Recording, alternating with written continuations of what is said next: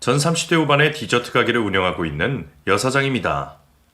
다들 인연을 믿으시는가 모르겠네요. 전 제가 겪었던 일로 인해 인연이라는 걸 믿게 되었습니다. 그 인연이라는 게 절대적으로 정해져 있는 것까지는 아니겠지만 큰 흐름 정도는 있다고 생각해요. 운명처럼 묶인 인연으로 인해 직접적으로 큰 화를 피한 적이 있거든요. 사실 이 소중한 인연을 처음에는 악연으로 생각했습니다. 좀 멀리 떨어졌으면 좋겠는데 계속해서 이어지는 만남이 힘들고 불편하기만 했죠.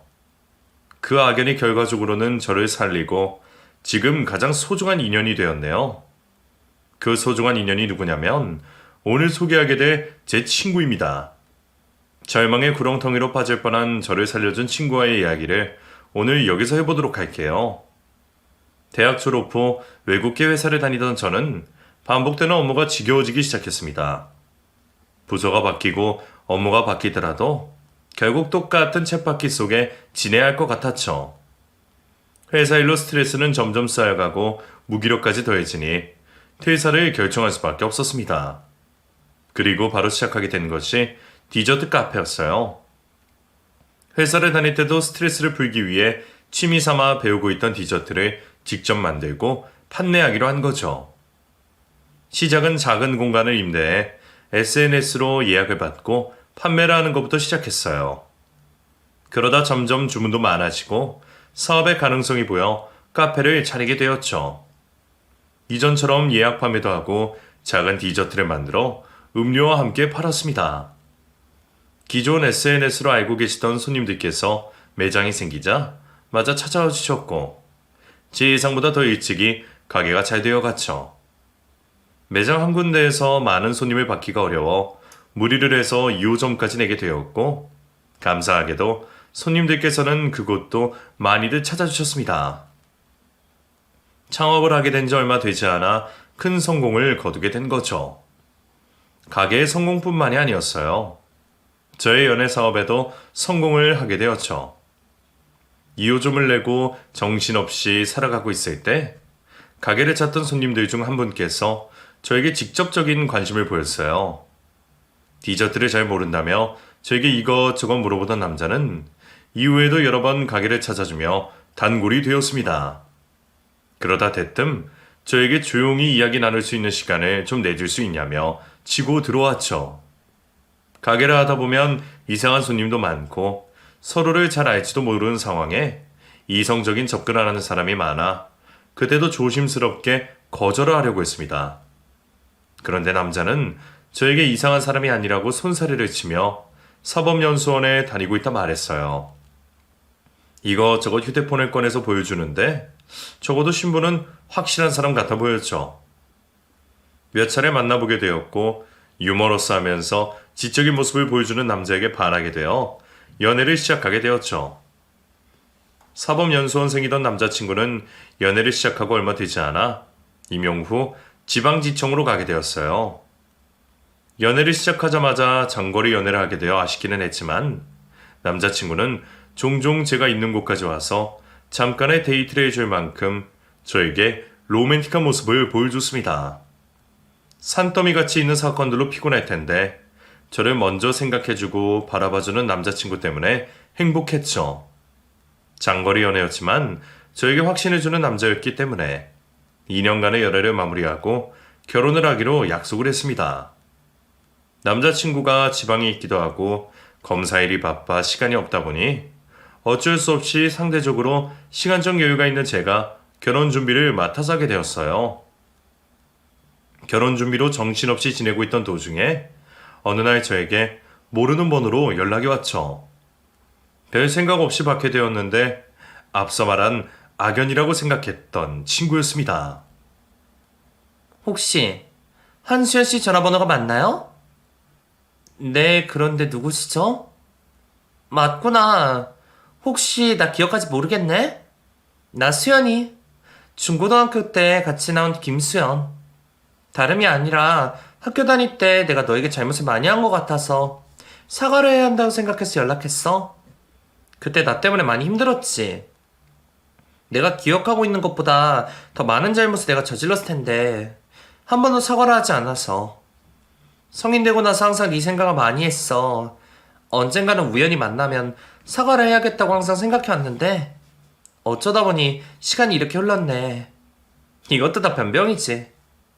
이제 더 늦지 않게 사과해야 할 것 같아서. 수연아, 중학교 때, 고등학교 때 괜한 질투심으로 너에게 잘못했던 것들 사과하고 싶어. 미안해.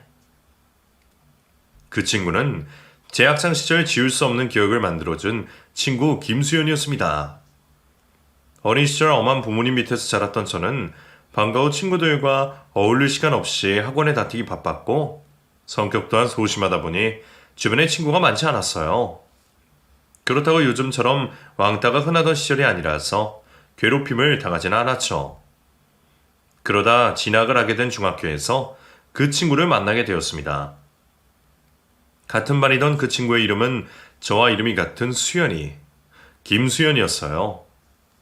성만 다르고 이름이 같아서 학기 초부터 선생님과 친구들의 관심을 받을 수밖에 없었죠. 수연이는 그게 싫었던 것 같습니다. 가만히 조용하게 공부만 하고 있는 저를 반에서 유일하게 수연이만 괴롭혔어요.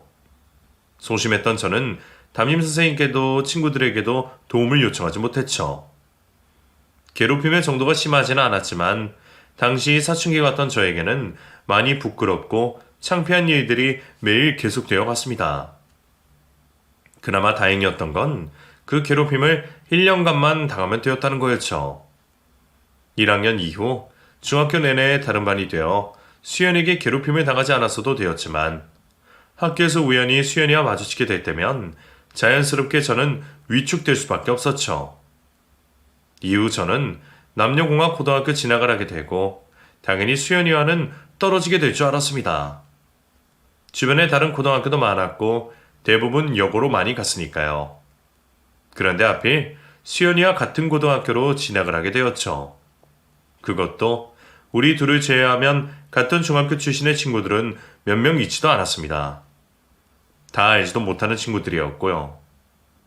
자기 친구들과 떨어지게 된 수연이는 처음으로 저에게 친한 척을 하며 접근을 해왔어요. 수연아, 너도 여기 배정받았어? 진짜 다행이다. 난 혼자 되는 줄 알고 엄청 속상했는데. 거기다 또 같은 반이네? 우리 이번에는 친하게 지내자. 그 친구가 친한 척을 하건 안 하건 저에게는 상관없었습니다. 어차피 새로운 친구들을 사귀기 전에 잠시 곁에 저를 둔다는 걸 알고 있었거든요. 역시나 얼마 되지 않아 새로운 학급에서 사신의 친구를 사귄 수연이는 저를 다시 무시하기 시작했죠. 그래도 전처럼 못된 짓을 하며 괴롭히진 않았어요. 가끔 저에게 무시하는 말과 행동을 하는 걸 제외하면 관심을 끄고 살았죠. 그것만으로 안심이 되었어요. 그런데 직접적으로 괴롭힘을 당하는 것보다 더 괴로운 일로 수연이와 엮이게 되었습니다. 인물도 성격도 뭐 하나 눈에 띄지 않던 저에게 한 남학생이 고백을 해왔습니다. 이성에 대한 관심은 많았지만 평범한 얼굴에서 조금 모자란 저였기에 상상만 해오던 일이었죠. 제 입장에 외모를 가릴 입장은 아니었지만 저에게 고백을 해왔던 남학생은 못생긴 편도 잘생긴 편도 아니었어요. 불량 학생도 아니고 성적도 나쁘지 않아 굳이 거절할 이유가 없었죠. 동성 친구도 몇 없는 소심한 저에게 남자친구가 생긴 건 기적 같은 일이었습니다.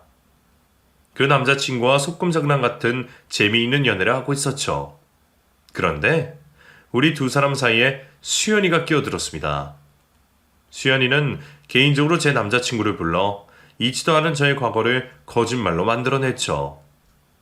제가 연애가 처음도 아니라고 했고 지금 사귀고 있는 남자친구가 과거에 사귀던 친구에 비해 한참 모자란다고 말을 했다고 우리 사이를 이간질했어요.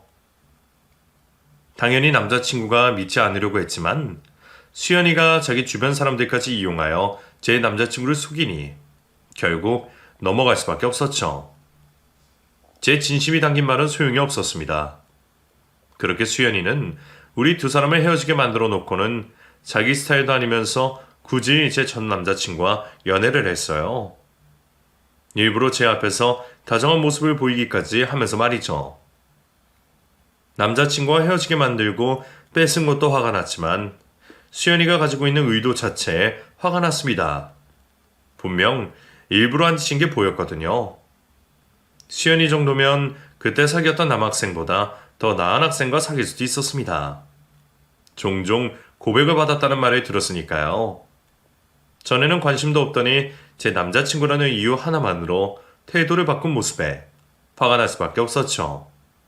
그렇다고 소심하고 학급무리 밖에 있는 제가 수연이에게 개인적으로 할 수 있는 행동은 없었습니다. 속으로 화를 삼킬 뿐이었죠. 그날 이후 최대한 수연이를 보지 않고 학교 생활을 했던 것 같아요. 고등학교 3학년이 되고 나서는 수연이가 취업반으로 가게 되어 자연스럽게 학교에서 마주치는 일들이 줄어들었죠. 그리고 졸업을 하며 단 한 번도 마주칠 일이 없었습니다. 그런 악연이 있는 수연이에게 어느 날 저에게 연락이 온 거예요. 당연히 제 입장에서는 수연이가 무슨 말을 하든 좋게 들릴 리가 없었고 연락을 피하고 싶었죠. 글쎄, 이제 와서 굳이 내가 사과를 받아야 하는 건가 싶네. 너무 옛날 일이라 너랑 나 사이에 정확히 무슨 일이 있었는지도 기억이 잘 안 나.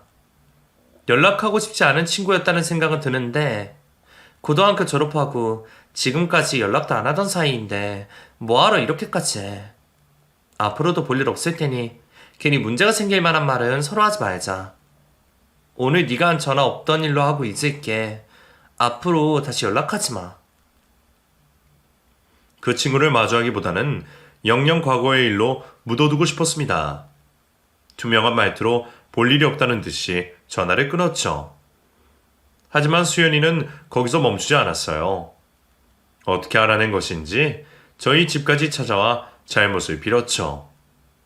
저에게 바란 것은 없고 과거의 일이 너무나도 후회스럽고 부끄러워 잘못을 구하는 사과를 하고 싶다고 했습니다. 하지만 제 입장에서는 수연이의 말을 곧이곧대로 믿을 수가 없었어요. 분명 저에게 사과를 하고 용서를 받은 다음 취하는 이득이 있을 거라고 생각했죠. 뭐야, 너 우리 집 어떻게 알아내고 찾아온 거야? 갑자기 허락도 없이 찾아와서 많이 놀라고 기분 나쁘지? 미안해. 동창들에게 묻고 물어서 찾아오게 됐어. 전에 통화로는 내 진심이 담긴 사과가 느껴지지 않을 것 같아서. 또 전화통화로 사과하는 것보다 직접 만나서 용서를 구하는 게 더 낫기도 하고. 수연아, 학창시절에 내가 했던 모든 행동 다 잘못된 행동들이었어. 사과할게. 이렇게 찾아오기까지 하니까 솔직하게 말할게. 나 그 시절 네가 했던 행동들 하나도 잊지 못해. 시간이 흘러서 그때처럼 화가 나는 건 아니지만 아직까지 나에게는 아프고 분한 기억이야. 우리 둘 다 어렸다고 하지만 아직도 이해되지 않고 너가 이렇게 사과하는 것도 난 잘 모르겠어. 꼭 다른 이유가 있을 것 같거든? 예전에 너라면 그러고도 충분하잖아. 내 입장에서는 앞으로 생길 문제 때문에 먼저 나서서 행동한다고 밖에 생각이 안 들어. 그래서 진심이라고 느껴지지 않고 되돌릴 수도 없는 과거인데 앞으로 서로 마주치지 않는 거로 충분하다고 생각하자. 나 네가 하는 사과 못 받겠고 더는 찾아오지도 않았으면 해. 미안해. 변명 같아 보이는 건 알지만 진짜 다른 의도는 없어. 그냥 나이 들고 보니까 내가 한 잘못에 대해 사과를 해야겠다 싶어서 너가 기억나서 찾아온 건데 네가 이렇게 말하면 어쩔 수 없지. 근데 수연아, 정말 학창시절에 내가 했던 모든 행동들 너에게 미안해. 그럼 나 가볼게. 시간 뺏은 것 같아 미안해.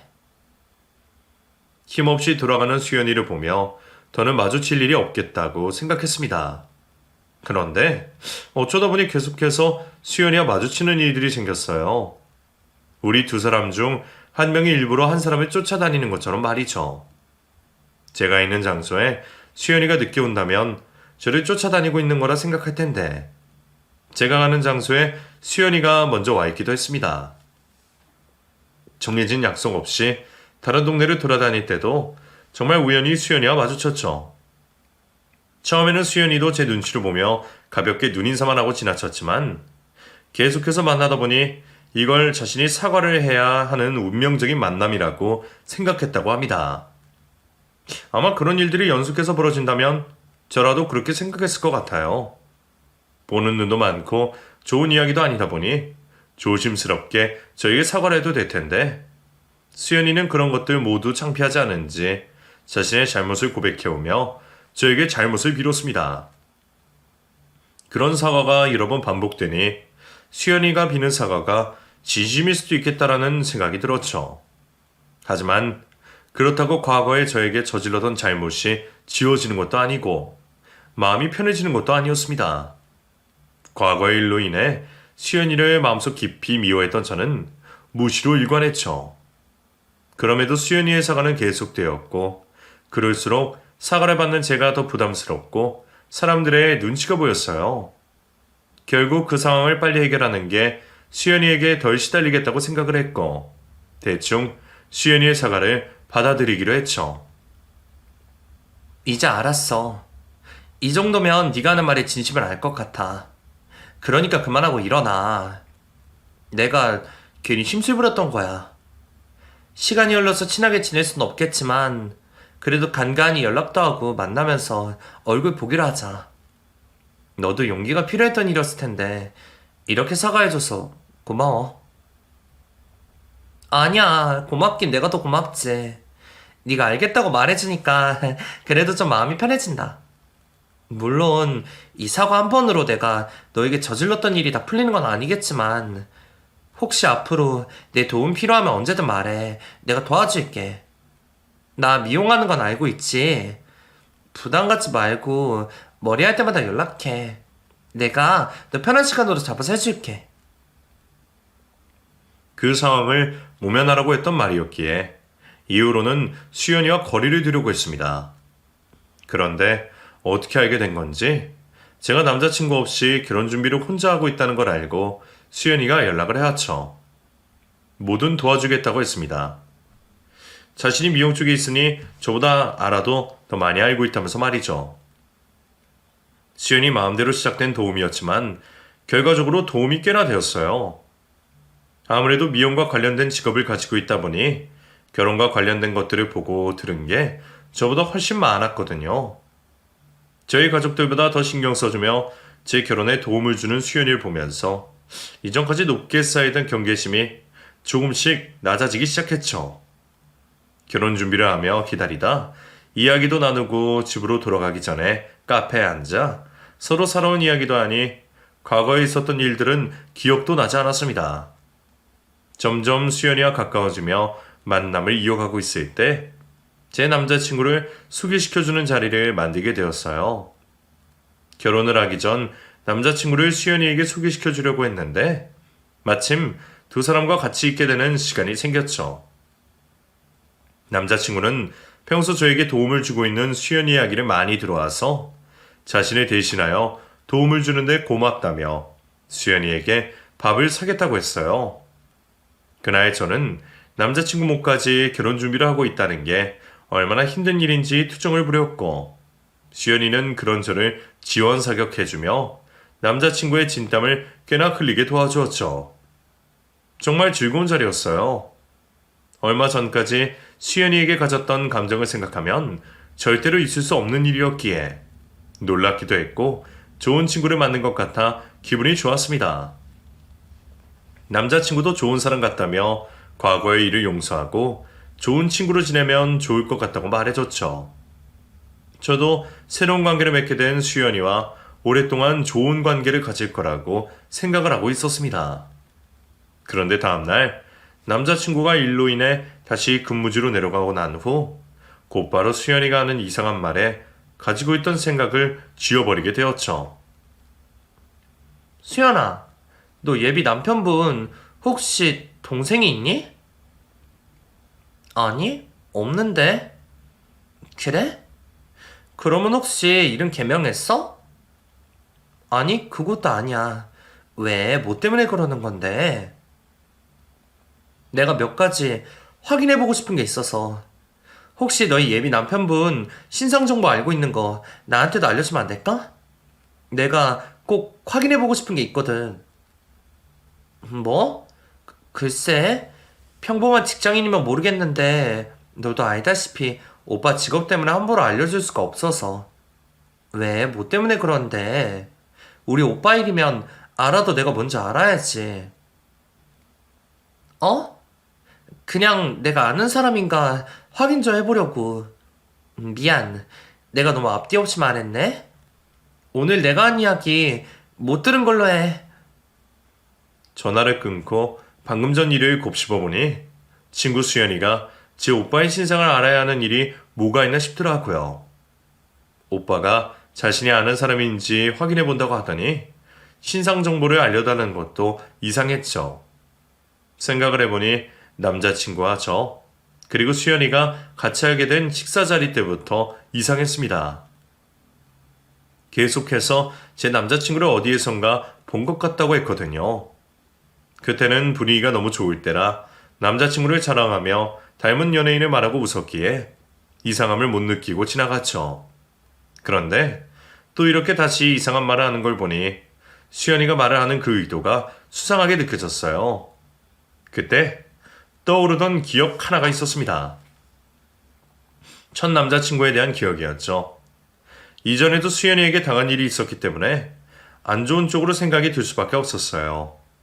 수연이가 좋은 남편감을 얻은 저를 질투하여 이번에도 이간질을 하고 남편을 빼앗으려고 하는 것 같았죠.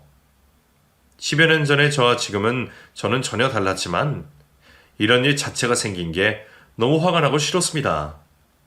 사람이 쉽게 변하지 않는데 몇 번 저에게 도움을 줬다는 이유만으로 너무 쉽게 곁을 내어줬구나 싶었죠. 과거 수연이에게 몇 번이나 호되게 당해놓고 또 제 발로 발등을 찍을 수는 없었습니다. 그날 이후 일이 바쁘다는 핑계를 대며 수연이를 피하게 되었어요. 수연이와 같이 알고 지내는 친구들도 제 연락처가 바뀌어 모른다며 저를 도와주었기에 저에게 오는 수연이의 연락을 받지 않기만 하면 되었습니다. 무시를 하려고 해도 끈질기게 오는 수연이의 연락으로 인해 아예 수신을 차단하기까지 했죠. 그렇게 수연이와 연락을 끊은 채 남은 결혼 준비를 가족들과 하게 되었고 얼마 뒤 남편과 행복한 결혼식을 올릴 수 있었죠. 다행히 수연이는 제 결혼식에 찾아오지 않았습니다. 청첩장을 수연이에게 주지 못했던 게 당시 상황에서는 잘된 일이 되었죠. 결혼은 했지만 저 남편은 여전히 주말 부부로 살았습니다. 디저트 가게 장사가 잘 되어 3호점까지 열며 사업을 확장하고 있었으니 제가 남편이 지내고 있는 곳으로 내려갈 수가 없었죠. 남편도 제가 하고 있는 사업을 계속해서 이어가길 원하기도 했고요. 거기다 남편의 지방순환 보직으로 인해 인사발령이 얼마 남지 않았기에 신혼집을 나중에 구하기로 했죠. 그런데 시간이 지나자 남편이 신혼집을 지금이라도 구하자고 말을 해왔습니다. 아직 발표가 나지 않은 인사발령으로 인해 전국 팔도 중 어디로 갈지 모르는 상황인데 언제 들어갈지도 모르는 신혼집을 지금 구하자는 게 이해가 가지 않았죠. 오빠, 아직 인사발령 나기도 전이라며. 근데 집을 왜 벌써 구해? 그리고 지금은 나도 사업 확장하느라 정신도 없고 큰돈 움직이는 게 부담이 된단 말이야. 대충 언질 받은 게 있어서 그래. 그리고 솔직히 언젠가는 서울 올라가게 될 텐데 미리 집 구한다고 나쁠 건 없잖아. 당신은 지금처럼 전세로 살고 나는 사택에 살면 되니까. 서울 집값이 떨어지는 것도 아니고 지금 산다고 해서 손해볼 것도 없잖아. 그러면 오빠 서울로 올라오는 게 확정되면 그때 구하자. 어차피 오빠 짐도 별로 없어서 당장 올라온다고 해도 지금 내가 살고 있는 집에서 생활하다가 구하면 되니까 그렇게 급하진 않잖아. 그러면 몇 달 뒤에 더 오른 값의 집을 사야 한다니까? 그냥 내 말대로 하자. 천천히 생각해도 될 것 같은데 너무 단호하게 말을 하니까 어쩔 수 없이 남편의 말을 따르게 되었죠. 그리고 실거주가 목적이기는 했지만 혹시나 발령에 문제가 생기면 집을 구매한 이유에 대해 투기로 의심받을 수 있다며 제 명의로 구입을 우선하고 나중에 공동 명의로 바꾸자고 했습니다. 당시 사업 확장으로 인해 경제적인 부분에서 어려움이 있었던 저는 무리하게 대출을 받아가면서 집을 구하게 되었습니다. 그래도 이전과 다르게 내 집이 생겼다는 생각에 마음이 대단히 편해지더라고요. 이래서 사람들이 내 집이 있어야 한다고 말을 하는구나 싶었죠. 잔금을 치르고 이제 신혼집에 입주를 하려고 하는 순간 모르는 번호로 연락이 왔습니다. 워낙 광고나 피싱 전화 연락이 많아서 안 받으려고 했는데 며칠 전부터 같은 번호로 오는 전화에 호기심이 생겨 받게 되었죠. 그런데 전화를 걸어온 사람이 제가 연락을 피해온 수연이었어요. 당연히 전화를 받자마자 결혼식에 부르지 않았다는 이유로 저에게 양심을 품었다고 생각을 해 끊으려고 했죠. 수연아, 무슨 생각하고 있는지 아는데 너가 꼭 들어야 하는 이야기가 있어. 그러니까 이 전화 끊지 마. 수연아, 네 남편이 누군지 생각났어. 제가 무슨 말을 하기도 전에 먼저 전화를 끊지 말아달라고 애원을 하고 남편의 정체를 안다고 말하는 수연이의 목소리에 저는 잠시 머뭇거릴 수밖에 없었죠. 수연이는 그 잠깐의 순간을 놓치지 않고 저에게 자신이 알아낸 것들을 저에게 말해왔습니다. 너 지금까지 네 남편 만나오면서 무심코 넘긴 것들 많지 않아? 왜 네 남편 직업에 대해서 말이야. 졸업장이나 임명장 말고 동기들과 같이 찍은 졸업사진이나 임명받고 찍은 사진 같은 것도 본 적 없지. 또 같이 일한다고 하는 사람들도 만나본 적 없고, 그리고 일상생활에서나 TV 같은 거 볼 때 법적인 문제 나오면 물어본 적 있지 않아? 그때마다 대답 잘해? 항상 피곤하다거나 대충 얼버무리며 넘기는 일 많지. 가연이는 저에게 쏘아붙이듯 남편에 관한 의문점들을 질문해 왔습니다. 수연이가 하는 질문 모두 제가 한 번쯤은 생각을 했던 일들이었어요. 항상 남편의 근무지 앞에서 만나러 갈 때는 시간 약속을 잡아야 했습니다. 퇴근길이나 깜짝 이벤트를 해주기 위해서 불시에 찾아가게 되면 항상 밖에 나가 있거나 회의로 인해 못 만났었죠. 당연히 바쁜 일을 하고 있었으니 그럴 수 있겠다 생각했지만 그래도 단 한 번도 시간이 맞지 않는 게 이상하긴 했어요. 그리고 남편의 임명장과 법복은 볼 수 있었지만 법복을 입고 동기나 선배들과 찍은 사진은 한 번도 본 적이 없었어요. 사법연수원 졸업 때도 남편이 홀로 있는 사진을 보내준 게 전부였습니다. 당연히 같이 일한다고 하는 사람은 만나거나 소개받은 적이 없었고 항상 남편에게 오는 메시지만으로 동료들이 있다는 걸 확인했을 뿐이었죠. 영화나 TV를 볼 때도 수연이가 말한 것과 딱 맞아 들어갔습니다. 제가 법에 관련해서 물어보면 대부분 저렇게 한다고 말을 하거나 쉬는 시간까지 법에 관련된 이야기를 하고 싶지 않다며 진저리를 치는 바람에 더 깊게 물어볼 수도 없었죠. 하지만 그런 것들 전부 있을 수 있는 일이다 보니 대수롭지 않게 여기고 있었던 일들이었습니다. 잠깐 머릿속으로 생각을 했던 일들인데 수연이는 마치 제 머릿속을 왔다 갔던 것처럼 그 일들을 질문해 왔죠. 당황할 수밖에 없었던 저는 수연이가 저에게 질문하던 의도를 알고 싶었어요. 너 지금 무슨 소리 하고 싶은 거야? 그러니까 네 남편이 검사가 아니라는 거야. 네 남편이 너에게 뭘 보여줬건 나에게 네 남편이 검사가 아니라는 확실한 증거가 있어. 물론 네가 나를 못 믿는 것도 알고 이전에 왜 연락 차단했는지도 알고 있어. 전부 내가 잘못한 과거의 일들 때문이겠지. 근데 이번에는 정말 다른 흑심은 없어. 그러니까 제발 믿어줘. 너 지금 잘못하다간 위험할 수도 있는 상황이라고. 위험하다니? 내가? 뭐 때문에 위험한 건데? 네 남편 가정폭력으로 전과가 있는 사람이야. 거기다 유부남이기도 하고. 믿을 수 없는 이야기라는 거 알아. 그러니까 우선 우리 만나자. 만나서 내가 모은 증거들 보고 판단해도 되잖아. 수연이의 말이 거짓말일 수도 있었지만 앞서 말한 질문들로 인해 제 마음이 움직였습니다. 그 자리에서 결판을 짓는 것도 아니고 수연이가 모은 증거를 확인한 후에 저 나름대로 알아봐도 전혀 문제가 없다고 판단되었죠. 우선 수연이를 만나기로 했어요. 저를 보고 반가워하던 수연이는 곧장 자신이 모아온 증거라며 작은 캐리어를 내밀었습니다. 그리고 그곳에는 제 남편이 검사를 사칭하고 있다는 것과 유부남에 여러 전과가 있는 가정폭력범이라는 것을 증명하는 증거들이 쏟아져 나왔죠.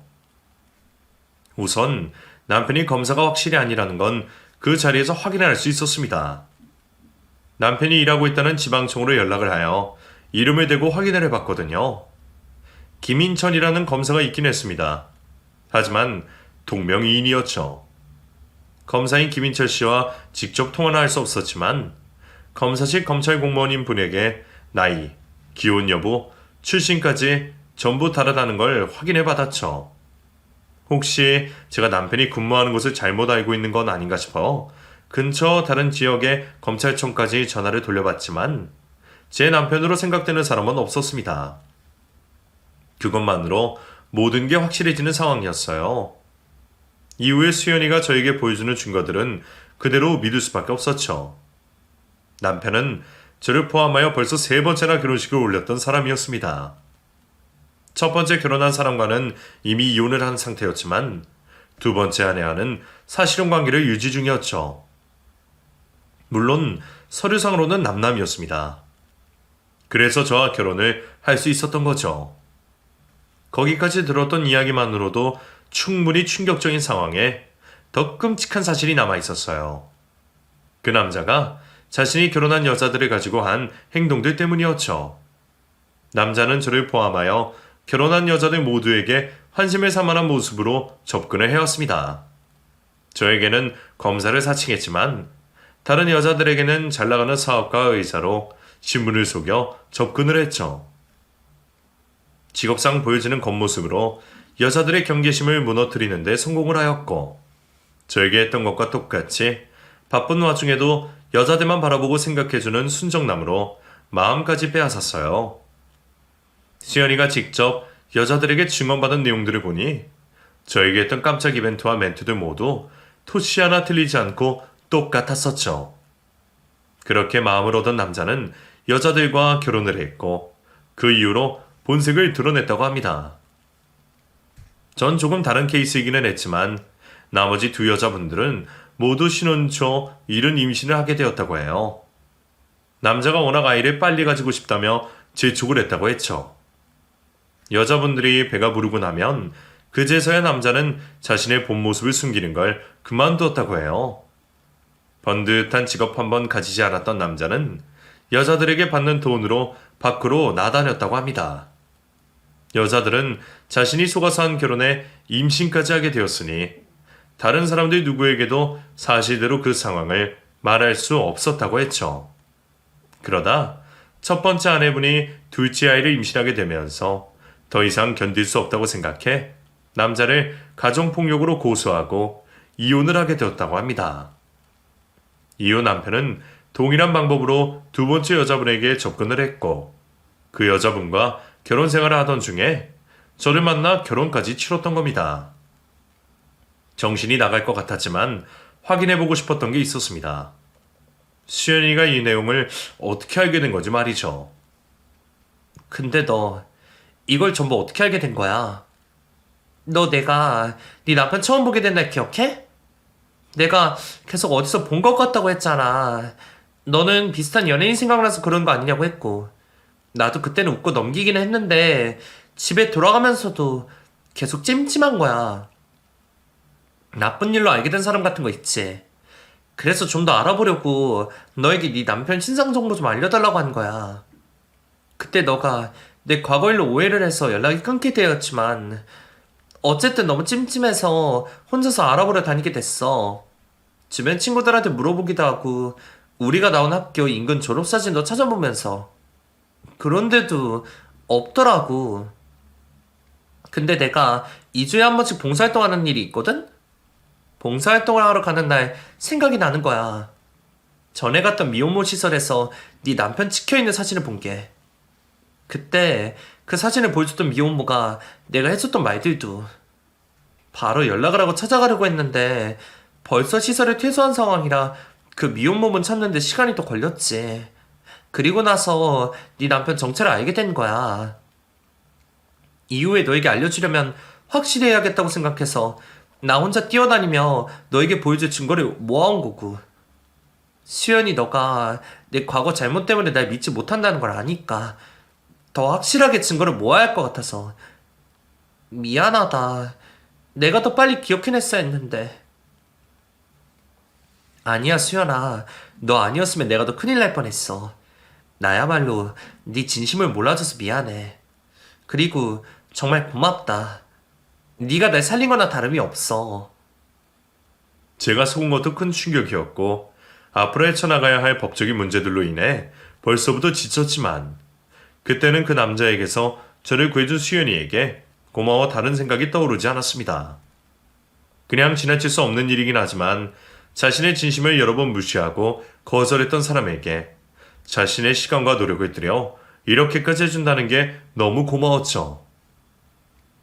자신이 과거에 잘못을 했다고 하지만 잘못을 뉘우치고 사과를 하는 모습에도 불구하고 무시라는 저에게 앙심을 품고 제 고통을 고소해야 할 수도 있었죠. 그럼에도 수연이는 억하심정을 품지 않고 저를 위해 이렇게까지 해주었습니다. 쌓여있는 증거들보다 수십, 수백 배의 시간과 노력을 했다는 걸 알았기에 정말 눈물이 날 만큼 고마웠어요. 거기다 수연이는 저를 위해 자신이 법적 상담까지 받은 이혼 변호사가 있다며 그곳에 저를 소개시켜주기까지 했죠. 자신의 일인 것처럼 변호사에게 설명하며 상담 비용까지 지불하며 상담을 받아왔다고 했습니다. 고마운 수연이 덕분에 저는 바로 변호사 선임을 할 수 있게 되었죠. 변호사님께서는 수연이가 모은 증거들과 제 휴대폰 속에 있는 대화 내용들로 남자의 기망 행위를 충분히 입증할 수 있다고 했어요. 그렇게 사기, 공문서 위조, 관명 사칭 등으로 남자를 고소하게 되었고 혼인 취소 소송을 하게 되었죠. 명백한 증거들로 인해 더 이상 저를 속일 수 없다고 생각한 남자는 정에 호소하며 저에게 매달렸습니다. 수연아, 미안해. 그런데 정말 너를 사랑해서 했던 행동들이었어. 내가 별 볼 일이 없으니까 너 정도 되는 사람에게 접근하려면 그런 식의 거짓말밖에는 방법이 없었다고. 나 정말 너 사랑해. 지금도 너만 사랑한다고. 예전 내가 저지른 과오들 아니라고 변명하지 않을게. 근데 정말 진심을 다해 사랑했던 건 너 하나뿐이야. 너도 알고 있겠지만 내가 이전 여자들에게 요구했던 것처럼 너에게 돈을 요구한 적 있었니? 적어도 너에게 돈 받아가며 생활비로 쓴 적은 없었어. 그리고 너에게 떳떳한 남자가 되기 위해 앞으로 사업이든 뭐든 돈을 벌려고 했다고. 내가 검사가 아니라는 걸 제외하면 우리 사이 전과 달라진 게 없어. 우리 이전까지 뭐 하나 걸린 것도 없이 행복했잖아. 앞으로 내가 훨씬 더 잘할게. 그러니 우리 이러지 말자. 나 널 속인 벌은 받더라도 너랑은 헤어질 수 없어. 사랑? 그러면 하다 못해서 중간에라도 솔직하게 말했어야지. 언젠가는 어떻게라도 알게 될 사실인데 결국 당신은 내가 그 사실들을 모두 알고 나서도 어쩔 수 없이 살아갈 줄 알았기에 계속 속여왔던 거 아니야? 그리고 돈이야. 두 번째 아내에게 받고 있으니 내게 요구를 안 했던 거겠지. 서울에 집 사라고 했던 거. 솔직히 말해서 나중에 그 집으로 뭐라도 해보려고 한 거 아니야? 슬슬 두 번째 아내분과 정리하고 나한테 갈아타려고 했던 거잖아. 내가 그 전에 알게 되어서 일을 이렇게 꼬여버린 거고. 그리고 뭐 나한테 떳떳한 사람이 되려고 사업을 하려고 했다고? 모은 돈도 없는 사람이 무슨 사업을 해? 결국에 그 돈도 어떻게든 나한테 받으려고 했을 거 아니야. 아니야, 수연아. 나 정말 믿어줘. 나 너한테 피해 주려고 한 적 없어. 당신이 나를 속이기 시작하고 나에게 연애하자고 한 순간부터 피해를 주기 시작한 거야. 혼인 취소가 되면 지금 벌어진 이 일이 어떤 일이 될 줄 알아? 결국 난 너 같은 놈 때문에 영영 지워지지 않는 상처를 가지게 되었다고. 나 소송 그대로 진행할 거고 두 번째 아내분에게도 당신 고소하고 처벌하자고 설득시킬 거야. 당연히 당신에게 피해본 우리들 모두 정신적 피해 보상도 청구할 거고. 징역 살고 나와서 돈을 쫓기게 해줄 테니 두고 봐. 이후 남편은 제가 고소했던 모든 혐의가 인정이 되어 교도소에 수감이 되었습니다. 그리고 제가 말했던 것처럼 첫째 아내분과 두 번째 아내분을 설득하여 남편에게 당한 일들에 대해 추가적으로 고소를 하게 되었죠. 제가 할 수 있는 최대한의 복수를 하게 되었지만 이미 벌어진 일들로 인하여 대인기피증이 잠시 왔었어요. 손님들을 맞이하고 상대해야 하는 저로서는 최악의 상황이었죠. 다행히 가게 직원들의 도움으로 가게는 큰 문제 없이 돌아갈 수 있었지만 개인적인 생활에서는 힘든 일이 많았습니다. 그때 제가 하루빨리 대인기피증을 극복할 수 있게 도와줬던 친구가 수연이었어요. 재촉하지 않고 다른 조언도 하지 않은 채 제 옆에서 제가 회복이 될 수 있게 묵묵히 도와줬던 친구입니다. 집안이 답답할 때는 사람이 없는 풍경 좋은 곳을 찾아내어 데려가 주기도 하고 제가 좋아할 거라며 유명 맛집 음식을 포장해 오기도 했죠. 이유 없이 눈물이 흐를 때면 기대어 올 수 있게 곁을 내주기도 했습니다.